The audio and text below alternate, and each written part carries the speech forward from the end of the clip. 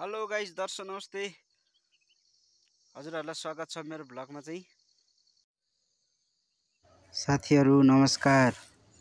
यो चाहिँ काभ्रेपलाञ्चोकबाट देखिने सिन्धुपाल्चोक सहितको इन्द्रवती खोला एकदम रमाइलो दृश्य छ है। हेर्न सक्नुहुनेछ। वरिपरि वातावरण एकदम राम्रो छ। त्यसैगरी यो चाहिँ हाम्रो टर्की रहेको छ है। हेर्न सक्नुहुन्छ, ठुलो छ। कसैलाई चाहिन्छ भने चाहिँ भन्नु होला है गाइजहरु। यस्तो छ, हेर्न सक्नुहुन्छ, ठुलो भइसकेको छ है।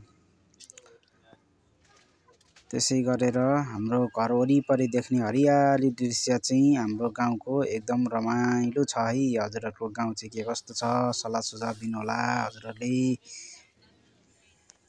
हाम्रो चाहिँ वरिपरि एकदम हरियाली, खोलाहरू देखिने आनन्द, डाँडा काँडाहरू यस्तो छ, हेर्न सक्नुहुन्छ है। हजुरहरुको गाउँ चाहिँ के कस्तो छ भनिदिनु होला। र टर्कीहरू पनि छ हाम्रो चाहिँ हैन।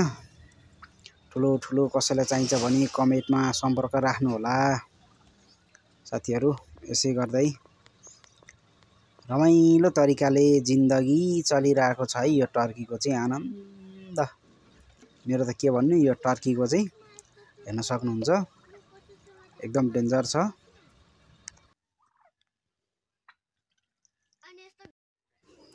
त्यसपछि वरिपरि फूल, सूर्यमुखी फूलको हैन आनन्द देख्दा पनि चारैतिर हरियाली वातावरण यस्तो छ।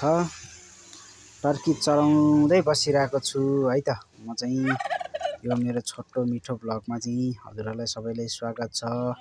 नयाँ साथीहरुले चाहिँ लाइक, कमेन्ट, एउटा सब्स्क्राइब, एउटा लाइक गरिदिनु होला। मन पर्छ भने शेयर गरिदिनु होला। यस्तो छ है, हरियाली वातावरण छ। अहिलेको लागि चाहिँ यति नै। ओके, बाइ बाइ भन्न चाहन्छु म है त साथीहरु। अहिलेको लागि छुटौँ होला।